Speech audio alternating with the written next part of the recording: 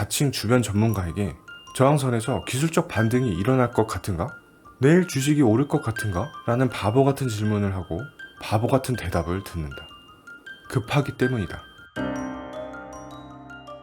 주식으로 수익을 내는 사람들의 세 가지 특징. 주식으로 수익을 내는 사람보다 손해를 보는 사람이 더 많아 보인다.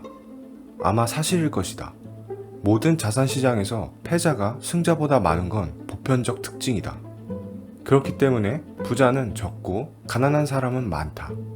특히 주식시장에서 패자가 많은 이유는 시장 진입이 자유롭고 적은 금액으로도 투자가 가능한 까닭이다. 많은 사람들은 손실을 볼 것이고 일부만이 많은 수익을 만들어낼 것이다. 이들 중 손실을 보는 사람들의 특징은 다음과 같다. 첫째, 그냥 따라 들어왔다. 둘째, 무엇을 살지 계획이 없다. 셋째, 돈의 힘이 약하다. 참 이상한 건 재산을 모을 때는 자식같이 아끼고 살피면서 투자할 때는 가이드 단체 관광이라도 간 것처럼 따라다닌다는 점이다. 남들이 주식시장에 100년 만에 온 기회라니까 단숨에 있는 돈 없는 돈 다 모아서 한시가 급하게 덜렁 보내놓고 본다. 그럼에도 계획도 없고 공부도 없다.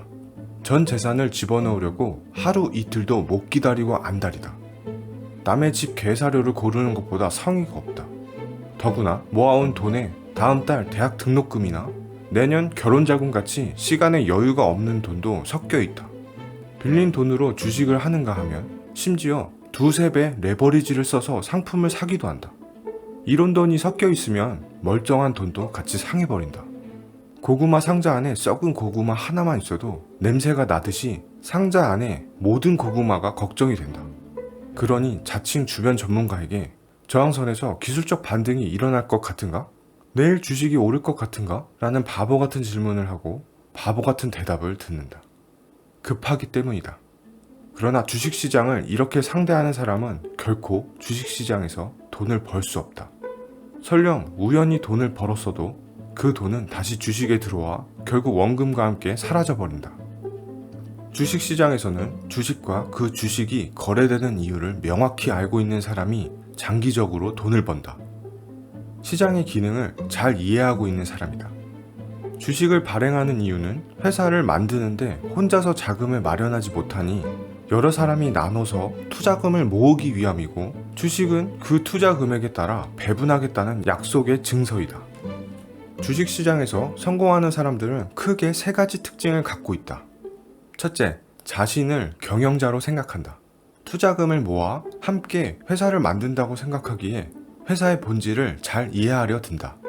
무슨 회사인지, 무엇을 할 것인지, 어떻게 운영을 하는지 잘 이해하고 있다.